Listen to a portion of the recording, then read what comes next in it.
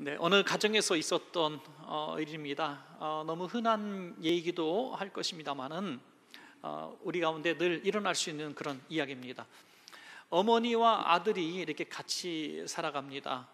의지할 데 없이 잘 서로 격려하며 또 위하며 살아갑니다. 어머니는 독실한 그리스도인이고 이 아들도 엄마 따라서 어릴 때는 교회를 다녔는데 이제 너무나 어려운 생활을 해서인지 학교를 졸업하고 직장 가면서부터는 이제 교회를 나오지 않습니다. 오직 돈 하는 거죠. 가난이 사무치고 가난이 너무 싫었던 탓에 하나님 앞에 드리는 물질도 너무 아까웠던 것 같습니다. 그 시간도 열심히 돈 벌고 친구들 만나고 세상 즐거움에 푹 빠지게 되죠. 어머니가 얼마나 애타하며 눈물로 기도했겠습니까? 아무리 말해도 듣지 않습니다. 그러더니 이제 어머니가 임종할 때가 다 되었습니다. 이제 장성한 아들을 옆에 두고 이렇게 유언을 했다고 합니다. 아들아, 나는 너를 위해서 평생을 기도했는데 내가 교회를 나오지 않아서 참 마음이 아프지만 지금은 너는 하나님이 필요 없는 존재라고 생각하는 것 같다. 그렇지만 언젠가 너에게도 하나님이 꼭 필요한 분이라는 거 깨달아지는 날이 올 거야. 그 날이 오면 이 엄마 말을 꼭 기억하고 하나님은 너를 절대로 떠난 적도 없고 버린 적도 없으신 분이니 네가 그 순간에 아무도 너의 곁에 없을 그 순간에 하나님을 한번 부르짖어 찾아보렴. 그럼 하나님은 반드시 너를 만나 주실 거야 라고 유언을 하셨습니다. 이 아들은 그 유언을 새카맣게 잊어버리고 혼자 살아가는 재미에 또 마음껏 살아갑니다. 그러던 어느 날 사업이 망하게 되고 큰 위기를 만나게 되죠. 그 누구도 자신의 편에 서는 사람 한 명도 없습니다. 평생 물질 돈 쫓았기 때문에 친구도 선배도 후배도 없었습니다. 이제 내 인생 완전히 실패한 인생이구나 하면서 죽음을 생각하는 그 순간에 어머님의 유언이 생각이 났다는 거예요. 그래서 여관방 한쪽 구석에서 약을 쌓아놓고 그 순간에 죽기 전에 하나님의 이름을 간절히 찾게 돼요. 그때 하나님이 그를 만나 주신 줄로 믿습니다, 여러분. 그래서 그가 새로운 삶을 살게 되고 간증을 하게 되는 것을 저는 들어보았습니다. 여러분, 많은 이런 예들은, 이 비슷한 사례들은 참으로 많이 있어서 간증을 여러분 찾아보면 너무나 많이 있습니다. 여러분, 우리는 지금 하나님을 잘 섬기고 살아가고 있다고 혹시 생각은 하십니까? 주일날 교회 나오고 나는 기독교인이라고 말한다고 나는 하나님을 잘 믿고 있다고 혹시 생각하십니까? 우리는 일주일 삶을 통해서 하나님을 의식하지조차 못하고 살아가는 순간이 훨씬 더 많습니다.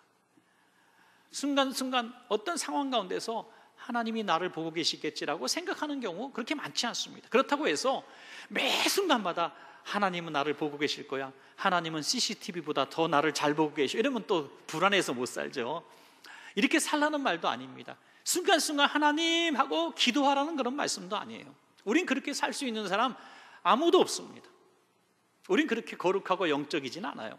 그런데 분명한 것은 우리 모두에게 어느 순간인가는 하나님 없으면 안 되는 순간이 반드시 옵니다.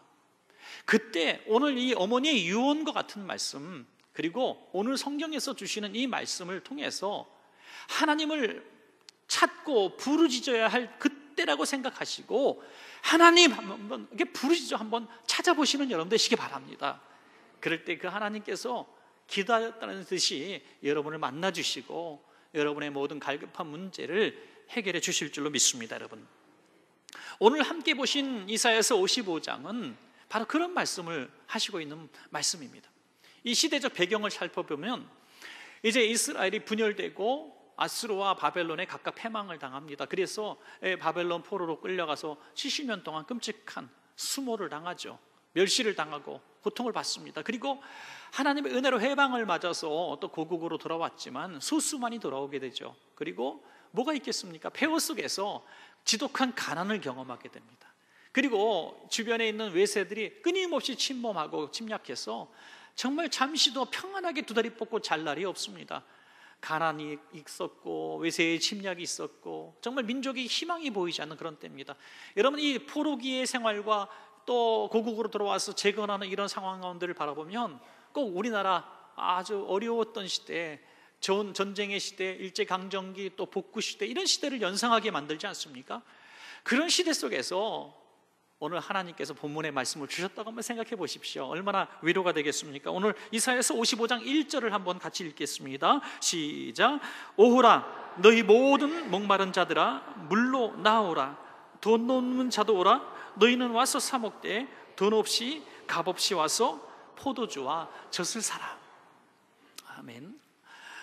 물론 이 말씀은 이 영적인 양식에 대한 말씀을 하고 계시죠. 그리고 또 장차 오실 메시아 예수 그리스도께서 하실 사역을 말씀하고 있습니다. 그래서 오늘 이런 부류의 구약 성경을 구약 속의 신약이다 이렇게 말씀하게 되죠.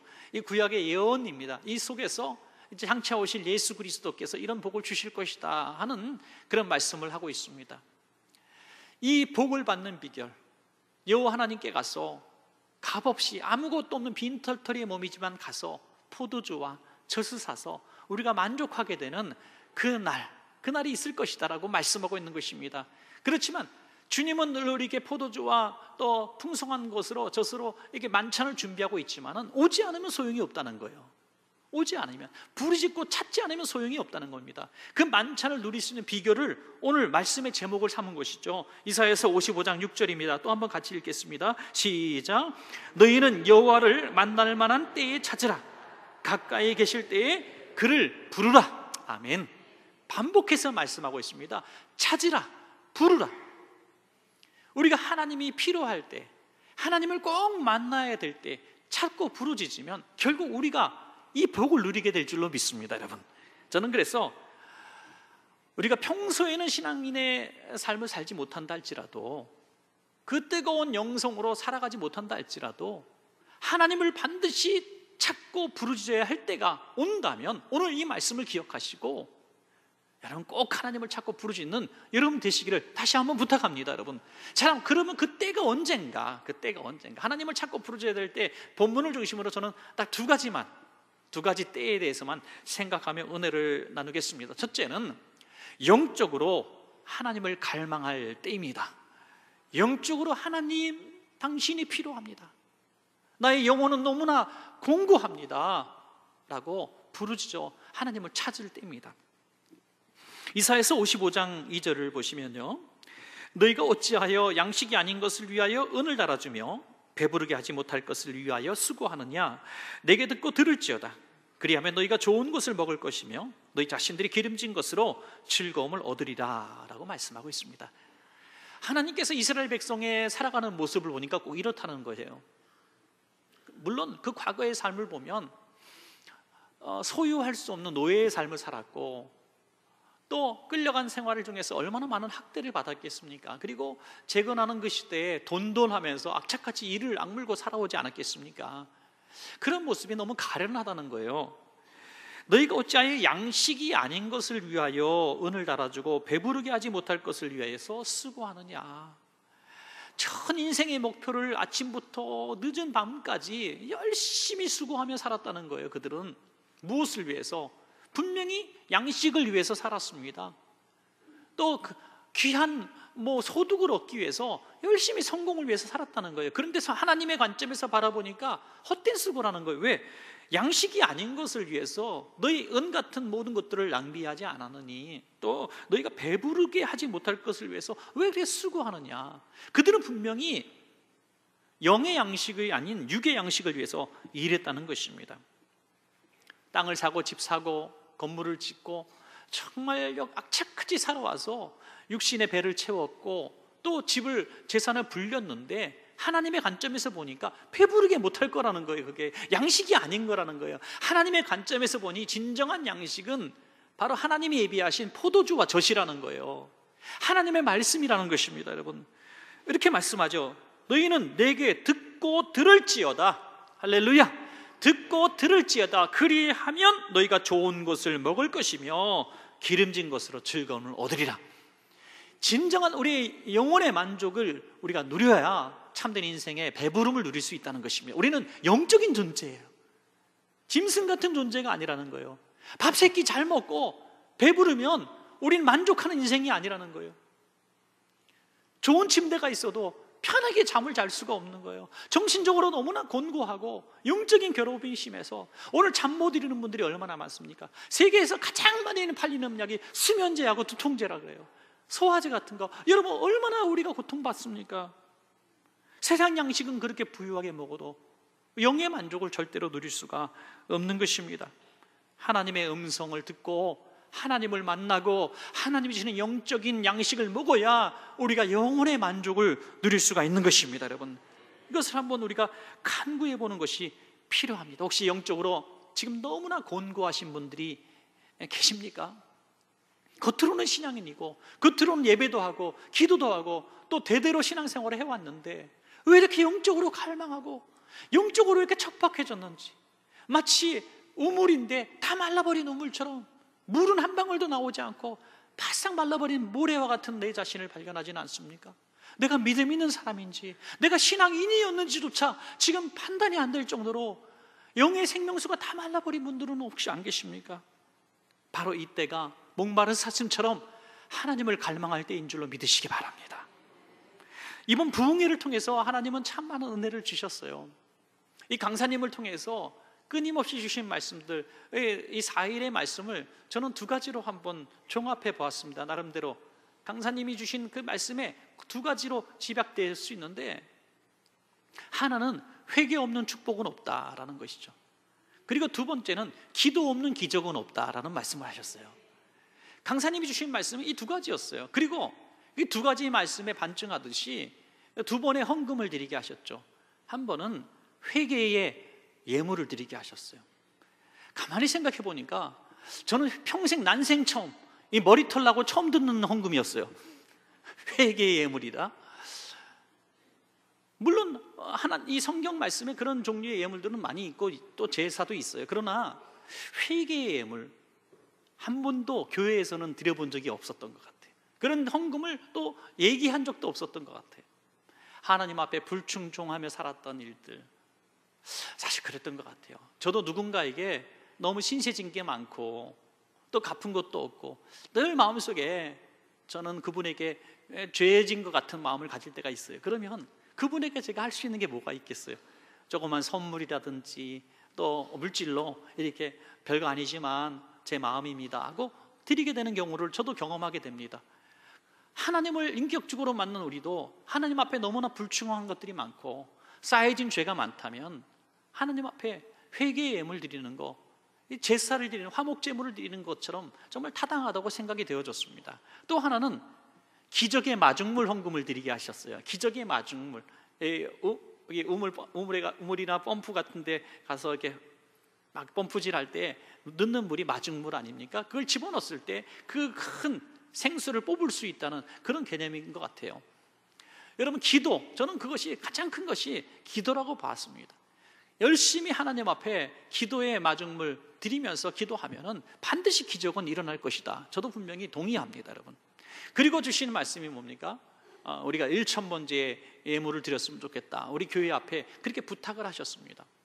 여러분, 1,000번째 그 개념도 저는 여기에 맥락을 같이 한다고 봐요.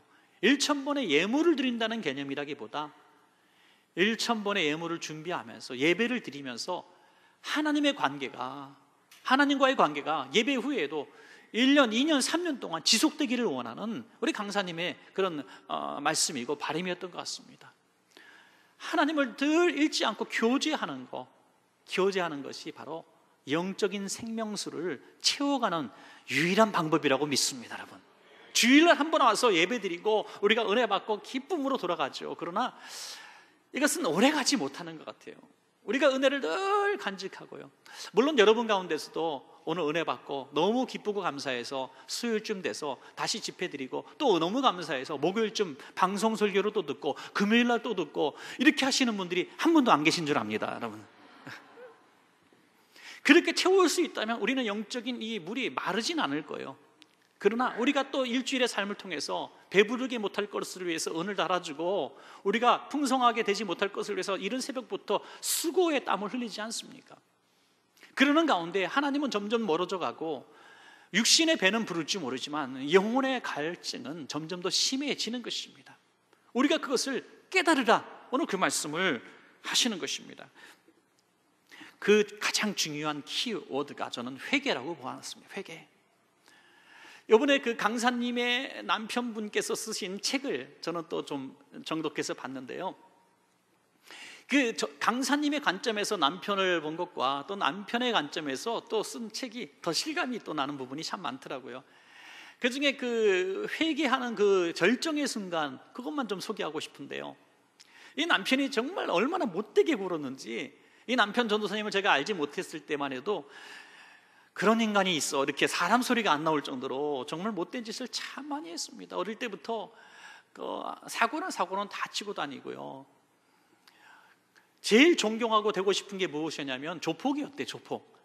그러니까 어릴 때부터 그냥 그렇게 들락날락 거렸어요. 늘 군대도 가장 센 부대 찾아가서, 군대 간 이유가 뭐냐면 군대에서 크게 사고 쳐서 이름을 날리리라, 그래서 군대 갔다. 이 생각 구조 자체가 우리랑 너무너무 달라요. 결혼에 실패하고 아이가 있는데, 애들이 몇 명이나 있는데도 이 처녀인 몸 이 전도사님을 막 가서 사정해서 결혼을 합니다. 결혼했는데 행복하게 살지 못하고 날마다 부인을 두들겨 패는 거예요. 전도사님 얼마나 학대하는지요. 기도하고 있으면 기도하는 상을 부시기를 수십 번 하는 것 같아요. 얼마나 학대를 하는지. 집에 오는 날은 돈 받으러 오는 날, 이렇게 정해져 있었대요. 학원을 성공적으로 좀 해서 돈이 좀 생겼을 때는 이제 학원에 돈도 많이 들어가고 막 그러니까 돈이 굉장히 많은 줄 알고 와서 협박을 하니까 은행에 가서 담보대출까지 받아가지고 그 돈을 받아갖고 주는 날, 그 돈을 받아가는 날 뭐 싫은 소리 좀 했다고 얼마나 두들겨 팼는지 실신하고 병원에 입원을 하게 돼요. 그리고 병원에 이제 실신에 쓰러진 걸 보면서 그냥 나가서 그 돈을 가지고 같이 사는 여자한테 다이아몬드 반지를 사줬대요. 이게 사람입니까, 여러분? 이 정도 되면 인간이라고 할 수가 없는 거죠. 그렇게 살아가는 그 사람이었는데 어느 날 꿈속에서 울고 있는 아내를 보게 되는 거예요.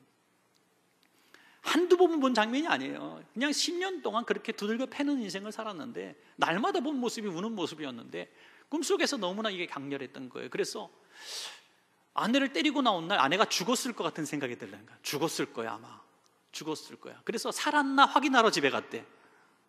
깜깜한 밤에 살짝 가니까 아내는 역시 울고 있었다는 거죠. 꿈속에서 본 것과 똑같은 모습으로 울고 있는 거예요. 거기 가서 무릎을 꿇고 미안하다고, 나를 용서해달라는 난생 10년 만에 처음 하는 말을 하게 돼. 그리고 통곡하며 울기를 시작하는데 그 눈물이 끝이지 않고 무려 열흘 동안, 10일에 가까운 동안 그렇게 쏟아지는 회개의 눈물을 흘리고 그 끔찍했던 그 얼굴과 그 삶이 다 청산되어지고 지금은 순한 양처럼 전도사님을 따라다니며 복음 전하는 전도사로서 사역하고 있는 줄로 믿으시기 바랍니다. 여러분, 회개의 이 관문을 통과하지 않으면 새로움이란 건 있을 수가 없습니다. 여러분, 우리가 신앙생활을 해왔다고 하지만 우리가 깨닫지 못하는 수많은 죄의 견고한 진이 내 삶에 분명히 있습니다. 이것을 부시지 않는 한 우리는 영의 만족 절대 누릴 수 없습니다. 이 죄의 짐을 그대로 가지고 있으면서 주여 성령 충만하게 해 주옵소서, 주여 이런 은혜를 주시옵소서, 내 영적 만족을 주옵소서, 절대로 이루어지지 않습니다. 왜? 우리 안에 이 그릇의 한계가 있기 때문에 이 그릇 안에 육신적인 것들, 쾌락, 욕심, 미움, 증오 이런 것들이 가득 차 있는데 성령님이 들어오실 수가 없는 거예요. 와임이라고 하는 책을 쓴 김충근 정치학 박사 이야기는 여러분들 많이 들으셨을까? 아주 오래된 얘기이기도 하죠. 이번에 미국의 그 중상위권 대학, 서부 캘리포니아 쪽에 있는 페퍼다인 대학교의 교수였습니다. 그것도 이 미국에서 늘 30위, 50위 안에 드는 이런 좋은 대학에서 37세에 정교수가 되어 있으니 얼마나 겁이 없겠습니까? 그런데 이 나이에 37살에 의학으로는 고칠 수 없는 이제 난치병을 만나게 되죠. 당신은 살 수 없습니다라는 진단을 얻습니다. 여러분, 대학 교수고 정말 많은 병원들을 왜 가보지 않았겠습니까? 근데 그는 이해할 수 없었다는 거예요. 교회에서는 집사님이었고 주일학교 선생님이고 뭐 11조 한번 어긴 적이 없는 신실한 그리스도인으로 살아왔다고 자기는 생각했는데 왜 이런 질병이 걸려 평생 죽도록 공부하고 고생했는데 이제 이 젊은 나이에 죽어야 한다고 생각하니 너무나 억울했다는 거예요. 그래서 Why me? 하나님 도대체 나한테 왜 이러십니까? 이렇게 기도했다는 거죠. 이유를 몰랐다는 거예요. 그러던 어느 날 기도원에 한번 가서 부르짖고 기도하는데, 희망 없고 소망 없는 자신 살려달라고 기도하는데 하나님의 음성이 이렇게 들렸답니다. 자기는 신비로운 사람이 아니라고 분명히 얘기해. 신비주의자도 아니고 하나님의 음성 이런 거 얘기하는 사람이 아니라고 얘기합니다. 그런데 하나님의 음성이 들렸대요. 육신은 너의 이 독소 때문에 죽어가는 것을 알지만 너의 영혼이 죄의 독소 때문에 죽어가는 것을 왜 너는 깨닫지 못하느냐, 이런 음성이 들려요.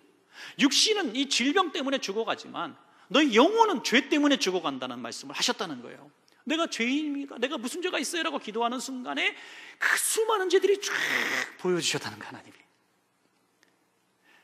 자그마한 죄부터 큰 죄까지, 심지어 아내에게 타이핑을 시켰는데 타이핑 철자 몇 개 틀렸다고 팍 찢어버리면서 욕을 했던, 그리고 아내는 울고 박 뛰쳐나가고, 이런 것까지 생각이 나더라는 거예요. 얼마나 못되고 교만하고 모질었던지 그 딱 생각이 나서 얼마나 울고 기도했는지.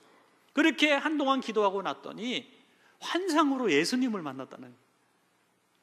예수님이 오셔서 딱 3번 말씀, 내가 너를 용서한다, 내가 너를 용서한다, 내가 너를 용서한다. 그리고 이 사실만 가지고도 만족합니다. 난 죽어도 좋소, 하나님을 만났으니 너무 감사합니다 하고 내려갔더니 정말 놀랍게도 그 과거의 그 간경화 그 차트가 싹 말끔하게 고쳐지고 건강한 몸으로 됐다는 거예요. 제가 3년 전에 미국 집회 갔을 때 그 집회 중에 김충근 박사 내외가 오셨어요. 그래서 같이 예배 드리고 예배 끝나고 같이 기념사진 촬영도 제가 했었습니다. 너무 건강한 모습이더라고요. 지금 평생 선교단체 만들어 놓고 헌신하고 계시더라고요. 사랑하는 여러분, 회개는 축복의 관문입니다. 여러분, 하나님을 찾고 부르짖어야 될 때는, 나의 영혼의 밑바닥에 보였을 때는 축복입니다. 나의 영혼의 갈증이 날 땐 축복입니다. 영적 만족을 위해서 부르짖어 기도하시기 바랍니다. 사도 베드로 앞에 사람들이 전에 없던 가슴을 치며 영적 갈망을 구하지 않습니까? 내가 어떻게 해야 영생을 얻겠습니까? 구원받습니까? 그때 베드로가 하신 말씀이 사도행전 2장 38절입니다. 베드로가 이르되 너희가 회개하여 각각 예수 그리스도 이름으로 세례를 받고 죄사함을 받으라. 그리하면 성령의 선물을 받으리니. 할렐루야. 회개하고 죄사함을 받으면 성령님이 너희 가운데 임재하실 것이다, 이렇게 말씀하고 있어요. 여러분 한번 따라해 볼까요? 강사님이 늘 이렇게 말씀하셔서 참 저도 따라 해보는 겁니다. 회개는 비우는 것이고 기도는 채우는 것이다. 너무 멋있는 말 같지 않으세요? 회개는 비우는 거예요. 비우는 거. 비워야 선물이 들어옵니다. 여러분, 비워야. 영적 갈망은요, 내가 영적으로 목마른 것을, 배고픈 것을 알아야만 가능한 것입니다. 좀 하나님께서 그런 것들을 민감하게 우리에게 깨닫게 하시면 참 좋을 것 같아요. 이 배의 신호는 어떻게 그렇게 안 배워도 잘 오는지 몰라요, 그죠? 한 끼, 2끼만 안 먹으면 벌써 여기서 꼬르륵 소리가 나고 신호가 밥 줘 신호가 오는데, 영혼의 이런 갈망, 갈증, 영적인 굶주림들은 참 우리가 시간이 지나도 너무나 무디어져서 이걸 깨닫지 못하는 거예요. 어떤 분이 그런 얘기 하시더라고요. 안 먹으면은 안 먹는데 먹으니까 자꾸 더 먹게 된다고. 살찌는 분들의 변명이죠, 보통. 영적으로도 마찬가지인 것 같아요. 영적인 생활을 늘 갈망하고 늘 주님과 교제하는 사람들은 민감하게 영적으로 내가 배고플 때 깨닫습니다. 믿으십니까, 여러분? 기도가 멈춰지고 영성의 어떤 그런 삶이 없을 때에 깨달으신다는 거예요. 빨리 내가 기도 좀 해야 되겠다, 내가 말씀을 좀 더 가까이 해야지, 이렇게 해서 하나님 앞에 기도하게 된다는 거예요. 그때 이 죄의 문제가 해결되어지고 은혜가 임하는 것이죠. 가장 축복이 영혼의 축복인 것을 믿으시기 바랍니다. 영혼의 축복. 요한 3서는 사도 요한이 가이오에게 쓴 편지인데, 얼마나 가이오를 사랑했던지, 나의 사랑하는 가이오, 참으로 나의 사랑하는 가이오라고 얘기해요. 얼마나 사랑했으면 그렇게 얘기했어요. 가이오는 너무나 훌륭한 신앙인입니다. 진리 가운데 사는 사람이에요. 그래서 가이오를 칭찬하면서 이렇게 축복을 하죠. 요한 3서 1장 2절입니다. 사랑하는 자여, 내 영혼이 잘된 같이 내가 범사에 잘되고 강건하기를 내가 간구하노라. 아멘. 영혼이 잘됨 같이, 현재, 과거, 그렇죠? 과거부터 지금까지 너는 영혼이 잘 됐어, 완성을 이룬 거예요. 그 영혼이 잘 됐다는 게 뭡니까? 영적으로 풍요롭다는 거 아니겠습니까? 영적으로 지금 육신의 삶은 어떤지 잘 모르겠어요. 육신의 삶은 공고하고 피폐하고 힘들지도 모르겠어요. 그러나 너희 영혼이 잘 됐어요. 영적으로 정말 행복한 삶을 살아요. 그렇기 때문에 내가 축복한다 이거예요. 영혼이 잘된 같이 범사가 잘 되고 육신도 강건하기를 내가 축복한다. 할렐루야. 여러분, 영혼이 잘 되는 게 너무나 중요해요. 저도 자녀들을 위해서 이렇게 가끔씩 기도합니다. 기도를 하는데 저도 가끔 오늘 설교를 준비하면서 뒤돌아봤더니 자녀를 위해서 기도할 때 주님 건강하게 해주시고, 또 우리 아이 군 생활 잘하게 하시고, 믿음의 배필 좀 만나게 하시고, 또 공부도 잘 됐으면 좋겠어요, 이런 기도를 해요. 그리고 가만히 한번 오늘 말씀에 비춰보니까 영혼을 위한 기도가 그렇게 많지 않은 것 같아요. 물론 하긴 합니다만은 영적인 복을 위해서 과연 내가 얼마나 기도했을까. 여러분은 물론 목사인 저보다 훨씬 영성이 뛰어나시기 때문에 자녀들의 영혼을 위해서 기도한 줄 압니다. 그렇다고 해서 이렇게 저를 빤히 쳐다보지 마시고요. 우리가 그런 기도 한번 욕심을 품어보는 거 어떨까요, 여러분? 우리 자녀를 위해서 기도할 때, 하나님, 우리 아이가 한평생 주님을 떠나지 않는 복이 있게 해주십시오. 하나님, 이 세상에서 비록 실패와 가난과 또 어려움을 당한다 할지라도 영적으로는 배고픔이 없도록 영적으로 부자가 되게 해주십시오. 이런 기도, 한평생 그의 영혼에 하나님이 임재하여 주셔서 그의 삶을 이끌어 주시고 주님의 소유 삼아 주시고 주님과 행복한, 주님과 동행하는 삶 살게 해주십시오. 이런 영적인 축복의 기도들, 이것이 얼마나 우리에게 정말 필요한 기도였던가. 사랑하는 여러분, 특별히 가족들을 위해서 이런 기도하시기 바랍니다. 특별히 여러분들에게 맡겨주신 자녀들을 위해서 영적으로 거부가 되도록 먼저 기도하신다면 우리 자녀들이 어디로 가든지 하나님의 은혜를 입어서 범사가 잘 되고 강건하는 복이 있을 줄로 그렇게 믿습니다, 여러분. 자, 마지막 두 번째, 언제 우리가 하나님을 찾고 불러야 할 때인가? 그건 육신적으로 하나님의 도우심이 필요할 때입니다. 육신적으로 우리가 육신적으로 하나님의 도움이 필요할 때는 부르짖어 기도해야 됩니다.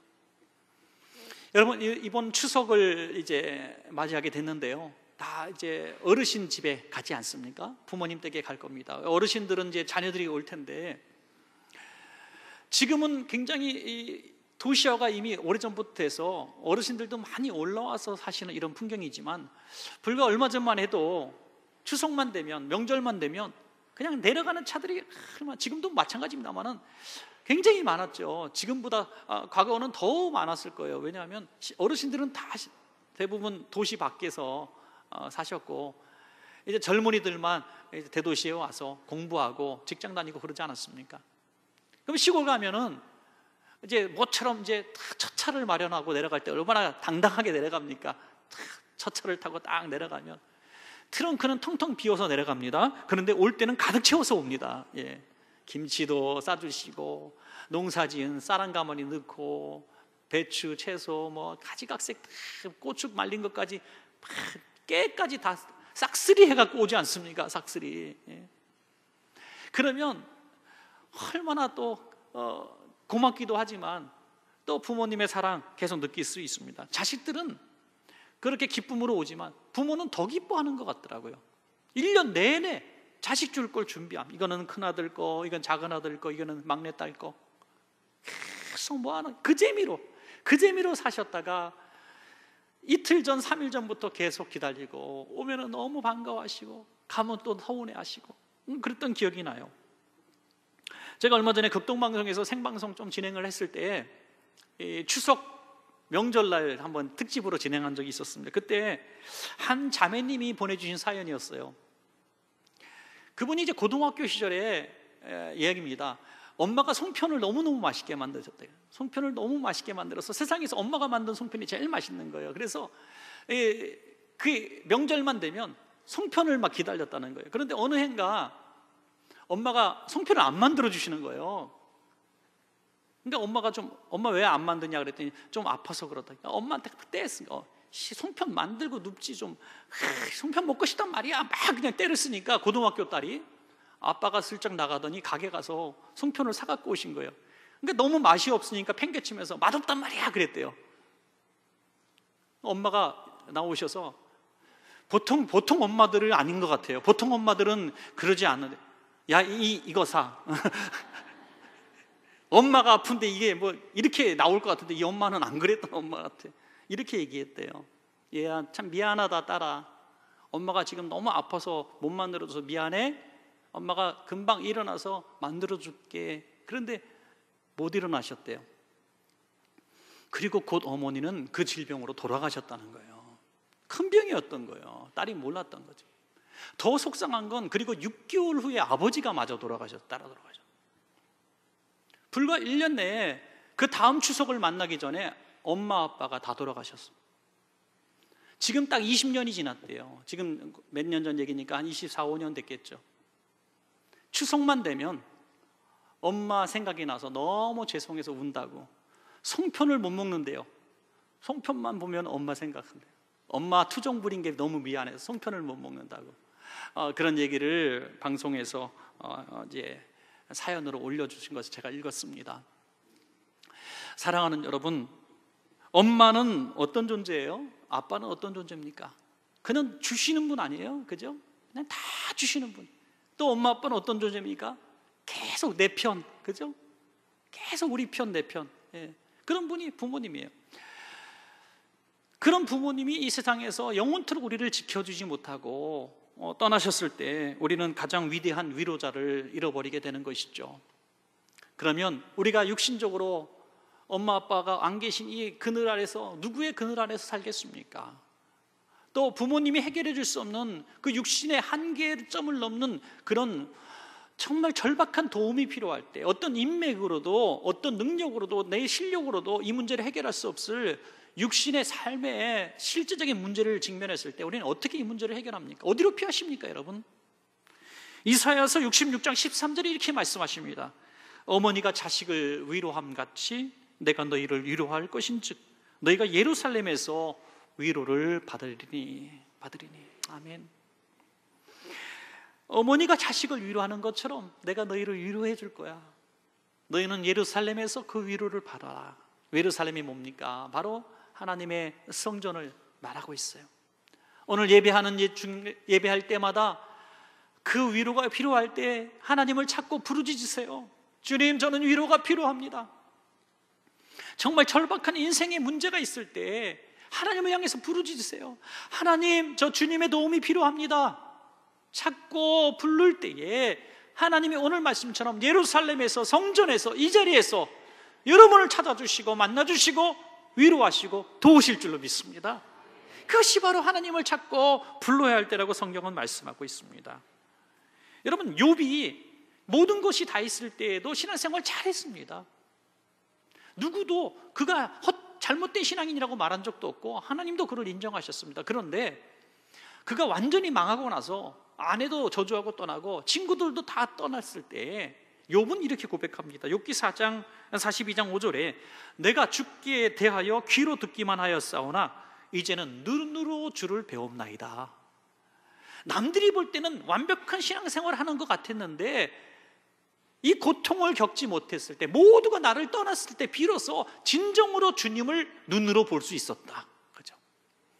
사랑하는 우리 원천가족 여러분, 서두에 드린 그 어머니의 유언대로 우리도 평범한 신앙생활을 하고 있고 부족함이 없다고 할지 모르겠지만 우리 인생에 예기치 않은 환난과 부르닥치는 고통, 외로움들이 왔을 때 오늘 이 말씀을 꼭 기억하시기 바랍니다. 무엇보다 하나님을 간절히 찾고 한번 불러보시기 바랍니다. 그러면 우리가 이성적으로 알았던 그 하나님이 아니라 눈으로 보고 만질 수 있는 그 체험적인 인격적인 만남이 있게 될 줄로 믿습니다. 여러분, 저는 그 요한복음 8장에 이 가늠하다 현장에 붙잡힌 여인을 변호하시는 주님의 모습이 너무너무 좋아요.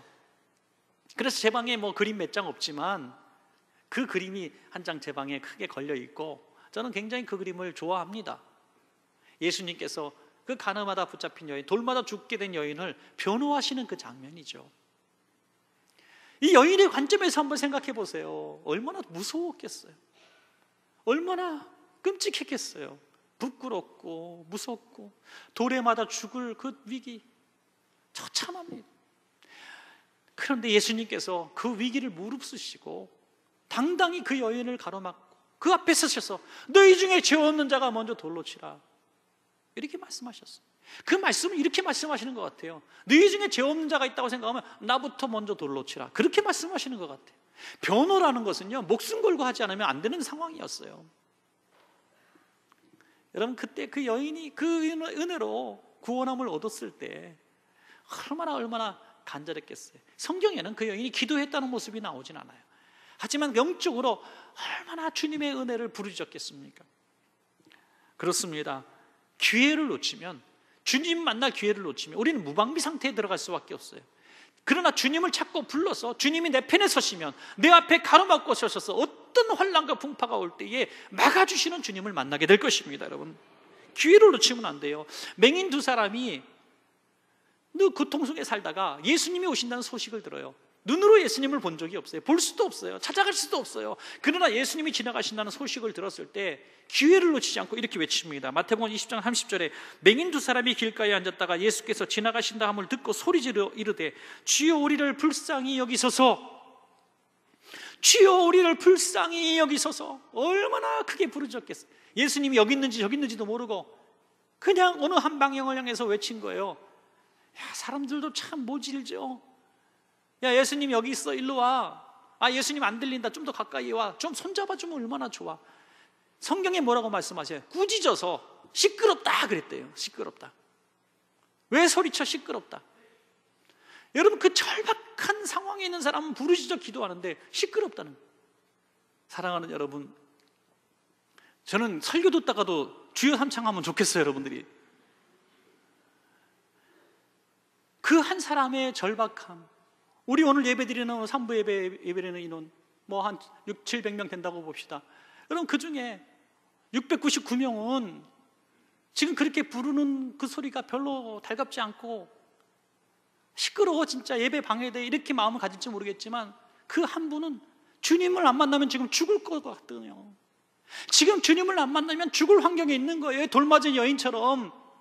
그러면 주님하고 부르짖을 때에 699명은 그에게 가서 손 얹고 중보기도 해주는 그 모습이 우리 가운데 있기를 바랍니다. 여러분, 우리 그런 모습이 좀 있었으면 좋겠어요. 그 절박한 한 사람의 기도가, 부르짖는 기도가 우리 모두의 중보기도가 되면 좋겠어요. 그럴 때에 우리 인생의 모든 문제들을 주님은 다 감당해 주시는 그 주님으로 우리에게 임재해 주실 줄로 믿습니다. 이사야서 55장 6절을 한번 다 같이 읽겠습니다. 시작. 너희는 여호와를 만날 만한 때에 찾으라, 가까이 계실 때에 그를 부르라. 이런 말씀을 맺겠습니다. 우리는 평소에는 몰라요. 영적으로 배고픈 것도 모르고 하나님을 언제 찾아야 될 때도 몰라요. 그러나 두 가지 경우, 오늘 본문을 중심으로 두 가지 경우, 이때는 꼭 하나님을 찾고 부르짖어야 된다고 말씀을 드렸습니다. 영혼의 갈증, 갈망이 있을 때, 육신적으로는 아무 문제가 없어요. 다 평범해요. 그냥 어제 같은 오늘이 또 이어지고 있어요. 그런데 왜 이렇게 영적으로 공고한지, 왜 이렇게 영혼의 갈망이 목마른 사슴처럼 있는지, 내가 과거에는 이러지 않았는데 지금 내가 하나님을 찾지 않고도 살아가는 내 모습이 너무나 불쌍해 보이거든. 영혼의 생수가 멈춰진 것으로 아시고 성령의 충만함, 죄사함의 은혜를 누리기 위해서 부르짖기를 바랍니다. 오늘 삶의 문제가 있을 때 그냥 막연하게 감나무 앞에 가서 입 벌리고 누워있지 말고 전에 없던 기도 한번 하는 거예요. 나는 대성적이라서 기도가 안 나와요. 그런데 물에 빠지면 사람 살려 그러더라고요. 여러분, 절박한데 그런 게 어디 있어요? 체면이 어디 있어요?